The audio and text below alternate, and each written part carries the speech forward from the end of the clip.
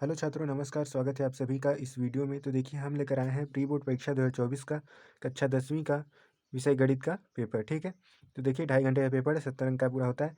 तो देखिए ये आप इसको आप अच्छे से तैयार कर लीजिए। ठीक है, इसको मॉडल पेपर की तरह आप लगा लीजिए क्वेश्चंस, इससे आपको पता चल जाएगा आपकी तैयारी कितनी हुई है। तो ये सब क्वेश्चंस जो है प्री बोर्ड के लिए भी इंपॉर्टेंट है और आपके बोर्ड के लिए भी। ठीक है, तो चलिए देखेंगे आज इसको क्या क्या दिया गया है इसमें। तो देखिए इसमें पहला खंड क्या है, बहुविकल्पी प्रश्न। ये सब नोट जो दिया गया है इसको भी आप पढ़ सकते हैं वीडियो पॉज करके। ठीक है, और इसमें देखिए हम क्वेश्चंस पे आते हैं। खंड क में दिए गए बहुविकल्पी प्रश्न 20 अंक के होते हैं, तो इसको आप लोग को अच्छे से करना है। तो चलिए देखते हैं क्या दिया गया है। पहला पहला दिया गया, यदि 20 x और 30 क्या है, एपी में है, अर्थमेटिक प्रोग्रेशन में है, तो एक्स का मान ज्ञात करना है। तो ठीक है, एक्स का मान आप कैसे ज्ञात करेंगे। रूल क्या होता है, जो भी दो क्रमागत पद होते हैं एपी में, उनका जो अंतर होता है वो क्या होता है, एक निश्चित पद होता है जिसको क्या बोलते हैं, सार्वंतर बोलते हैं। तो देखिए x-20 निकालेंगे तो आपका सार्वंतर निकल जाएगा, और 30 - x निकालेंगे तो सार्वंतर निकल जाएगा। दोनों क्या होता है, बराबर होगा।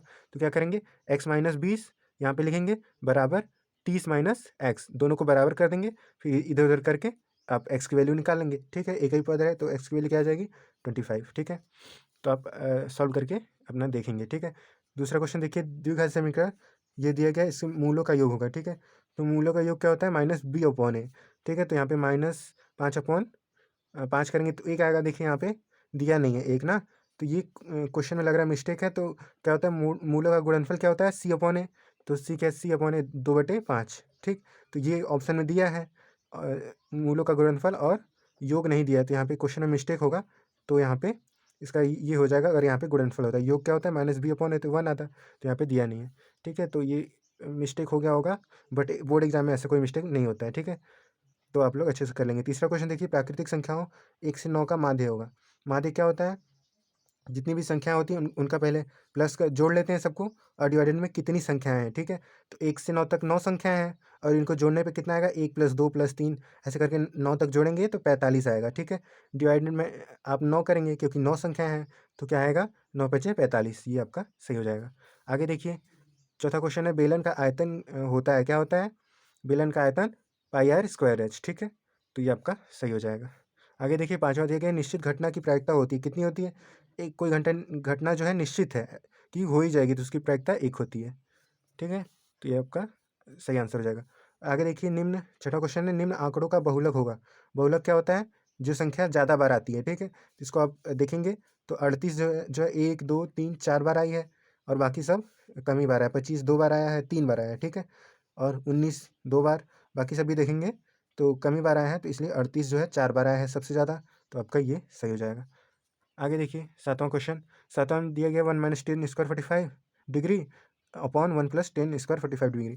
तो इसको क्या करेंगे, 10 45 डिग्री का मान कितना होता है, 1 होता है, तो एक यहाँ पे रखेंगे, 1 का स्क्वायर हो जाएगा, यहाँ पे भी 1 का स्क्वायर, तो 1 - 1 0 हो जाएगा, और 1 + 1 2, और 0 + 2 क्या होगा, 0। ठीक है, तो इसमें से किसका मान 0 होता है, तो cos 90 का मान 0 होता है, तो यहाँ पे आप इसको टिक लगा देंगे। ठीक है, आगे देखिए, आगे देखिए, आठवां क्वेश्चन दिया गया है, यदि 26 156 का लसा 156 हो तो इनका मौसा क्या होगा। ठीक है, तो एक फॉर्मूला आप पढ़े होंगे, दो संख्याओं का गुणनफल इज इक्वल टू उनका लसा गुणे मौसा। ठीक है, तो आप इनका गुणनफल करेंगे इज इक्वल टू 156 गुणे इनका मौसा करेंगे, 156 को नीचे लाएंगे, ये कट जाएगा, तो ये 26 आएगा। चलिए ऑप्शन में देखते हैं।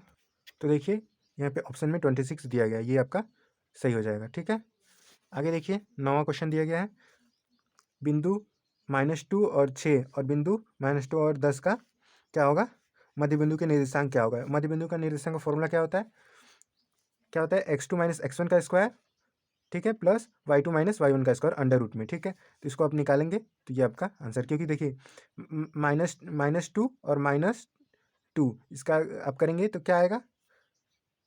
तो देखिए यहाँ पे पूछा गया है मध्य बिंदु के निर्देशांक। ठीक है, तो यहाँ पे मध्य बिंदु के निर्देशांक का फॉर्मूला कुछ और होता है, वो क्या होता है, x1 + x2/2।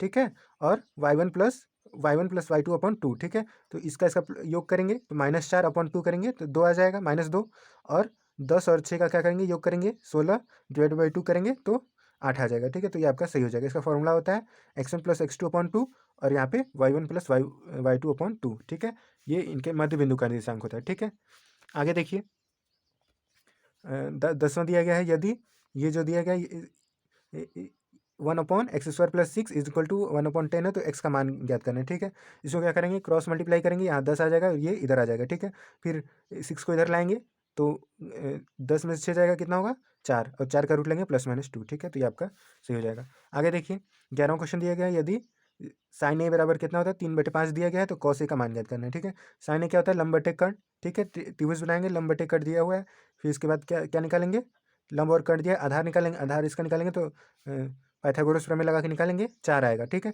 कॉस कॉस से क्या होता है, कॉस निकालना होता है, क्या करते हैं, आधार बटे कर्ण। ठीक है, तो आधार आपका 4 आएगा और कर्ण कितना है 5। ठीक है, तो आपका ये सही हो जाएगा। आगे देखिए 12वां क्वेश्चन दिया गया, केंद्रीय प्रकृति प्रवृत्ति होगा कि माप है, क्या है, बारंबारता, संचयी बारंबारता, वर्ग अंतराल और बहुलक। ठीक है, तो देखिए ये सब क्या होते हैं, उसके अंदर के टर्म्स होते हैं, और ये बहुलक जो है केंद्रीय प्रवृत्ति की माप है। बहुलक, माध्य, माध्यक, 3 चीज़ें जो होती हैं केंद्रीय प्रवृत्ति की माप होती थी, यहाँ पे बहुलक सही हो जाएगा। आगे देखिए 13वां क्वेश्चन दिया गया, -1 -3 और 5 और 2 के बीच की दूरी होगी, तो ये इसमें वो फॉर्मूला लगेगा, दूरी सूत्र। ठीक है, x2 - x1 का स्क्वायर प्लस y2 - y1 का स्क्वायर। ठीक है, तो इसको आप निकालेंगे तो 5 - 1 6 हो जाएगा। ठीक है, 5 माइनस का -1, ठीक है, करेंगे तो 6 आ जाएगा, 6 का स्क्वायर करेंगे 36, और 2 माइनस ऑफ -3 करेंगे तो 5 आ जाएगा, 36 और 25 को जोड़ेंगे तो 61 आ जाएगा रूट में। ठीक है, तो ये आपका सही हो जाएगा। आगे देखिए 14वां क्वेश्चन दिया गया है, दो वृत्त एक दूसरे को बाह्यतः स्पर्श करते हैं, यहाँ पे होना चाहिए, दो वृत्तों के केंद्र के बीच की दूरी 7 सेंटीमीटर है। ठीक है, उनमें से एक वृत्त की त्रिज्या 2.5 है, दूसरे वृत्त की त्रिज्या होगी। ठीक है, तो इसको क्या आपको समझाते हैं। तो देखिए यहाँ पे बोला गया है, दो वृत्त हैं, एक दूसरे को बाह्यतः स्पर्श कर रहे हैं। ठीक है, ये दो वृत्त हैं, एक दूसरे को बाह्यतः स्पर्श कर रहे हैं, और दोनों के केंद्र के बीच की दूरी कितना है, 7 सेंटीमीटर है। ठीक है, ये दूरी 7 सेंटीमीटर है। ठीक, और उनमें से एक की त्रिज्या 2.5 है, एक की त्रिज्या 2.5 है यहाँ पे, तो दूसरे कितनी होगी, तो 7 - 2.5। ठीक है, तो 4.5 आपका आंसर हो जाएगा। ठीक है, आगे देखिए, एक संख्या है 156 का अभाज्य गुणनखंड करना है। ठीक है, तो आप फैक्टर जब इसका करेंगे तो ये आपका आएगा।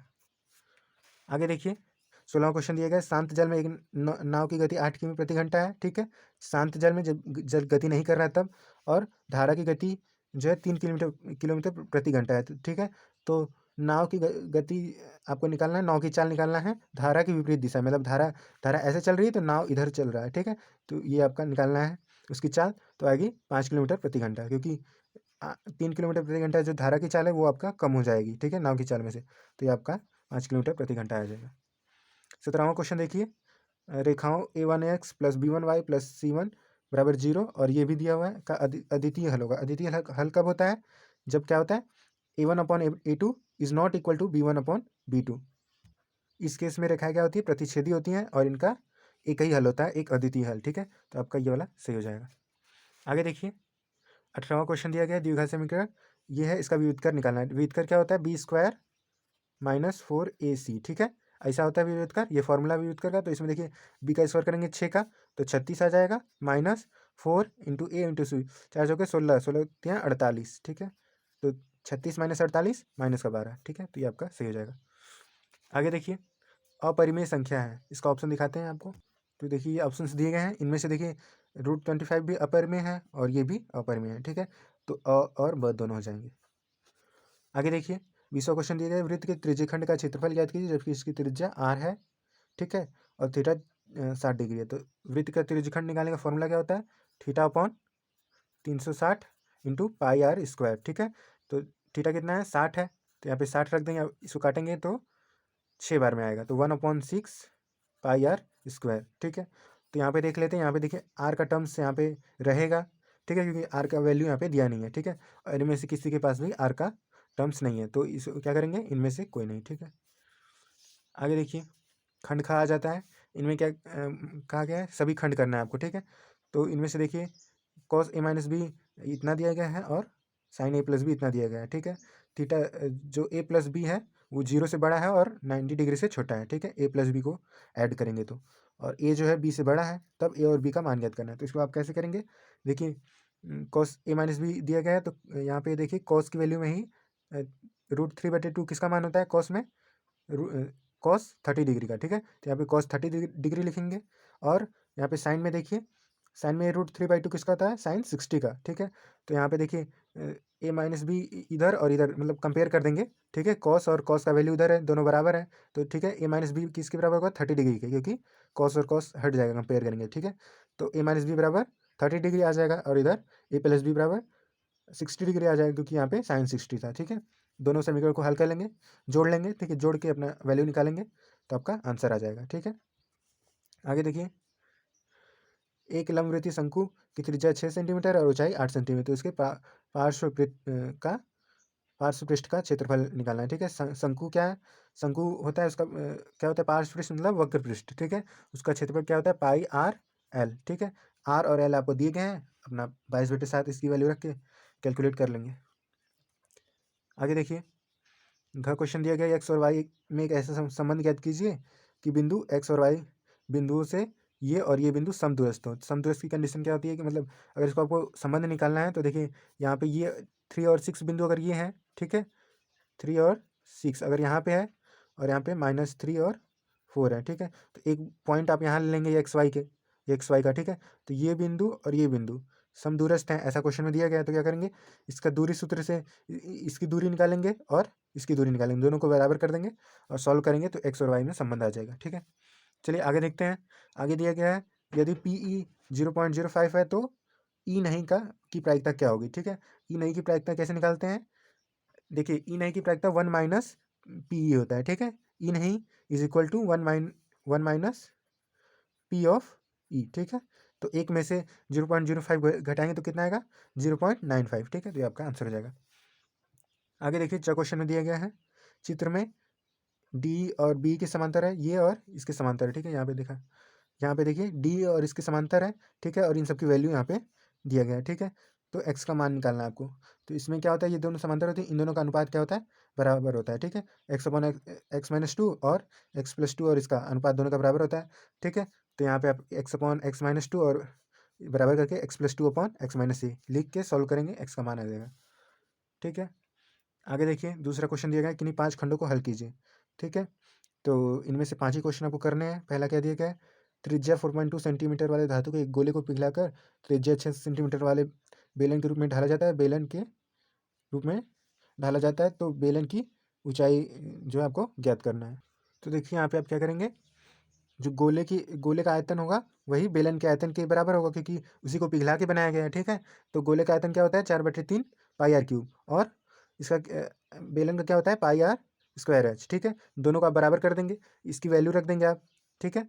इसमें जो जो वैल्यू दिया गया रख देंगे, और इसमें ऊंचाई नहीं दिया गया है, ठीक है। ऊंचाई बच जाएगा, बाकी सभी वैल्यू रख देंगे और संख्या को एक तरफ करके मान निकालेंगे, ठीक है। चलिए आगे बढ़ते हैं। तो देखिए आगे ये सभी क्वेश्चंस दिए गए हैं, इनको भी आप पढ़ के अच्छे से ट्राई करें, और अगर आपको इसका सलूशन चाहिए तो आप हमें बताएंगे तो हम सलूशन देंगे, अदरवाइज हम फटाफट क्वेश्चन आपको दिखाते हैं। देखिए इसको सिद्ध करना है सर्वसंख्या के हेल्प से होगा, ठीक है। और आगे देखिए, ये क्वेश्चन दिया गया है, इसको आपको प्रायिकता से रिलेटेड है, इसको आप सॉल्व करेंगे और प्रैक्टिस कर लेंगे इस टाइप के क्वेश्चन, ठीक है। और देखिए ये सिद्ध कीजिए कि वायु बिंदु जो होता है शिववृत्त पर खींची गई स्पर्श रेखाओं की लंबाई बराबर होती है। जैसे कि कोई वृत्त है ऐसे, ठीक है, कोई वायु बिंदु ले लेते हैं, अगर यहाँ पे स्पर्श रेखा ये खींचेंगे और ये खींचेंगे तो इन दोनों की लंबाई बराबर होंगी, ये आपको सिद्ध करना है। तो आप यहाँ से ऐसे करेंगे और यहाँ से ये ऐसे बना लेंगे, और इन दोनों को त्रिभुज क्या करेंगे, सर्वांग दिखाएंगे, तो आपका आराम से सिद्ध हो जाएगा, ठीक है। और देखिए, ये देखिए यहाँ पे माध्यिका ज्ञात करना है इनकी, इसको ऐसे करेंगे। फिर उस समांतर श्रेणी के प्रथम 51 पदों का योग ज्ञात कीजिए, जिसके दूसरे और तीसरे पद क्रमशः ये और 14 और 18 हैं, ठीक है।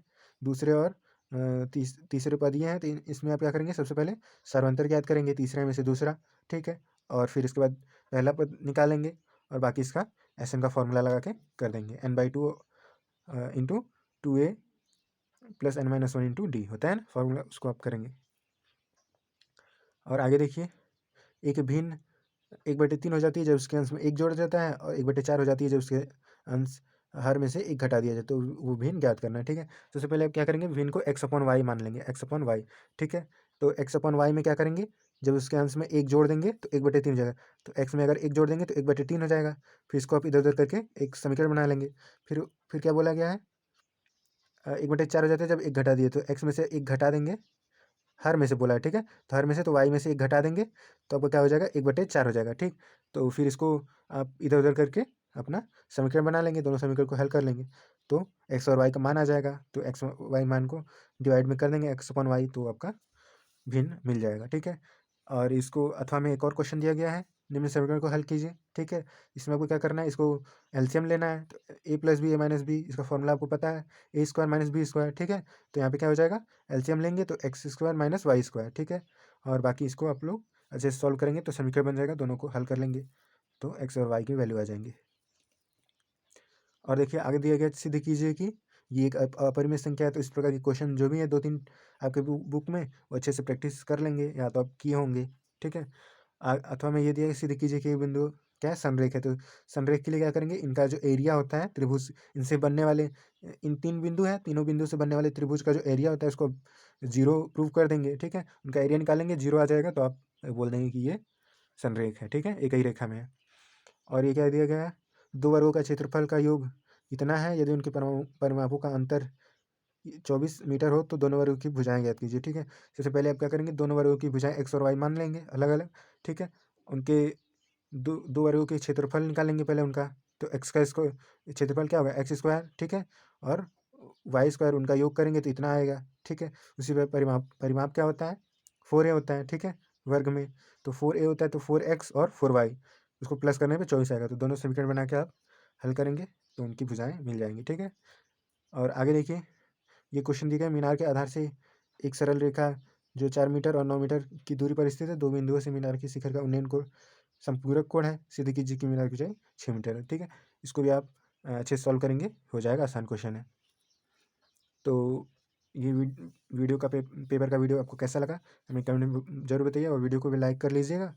और ऐसे वीडियो चाहिए तो आप हमें कमेंट में जानकारी दे सकते हैं, और इसका सोल्यूशन चाहिए तो आप भी आप कमेंट में बता सकते हैं। ठीक है, धन्यवाद।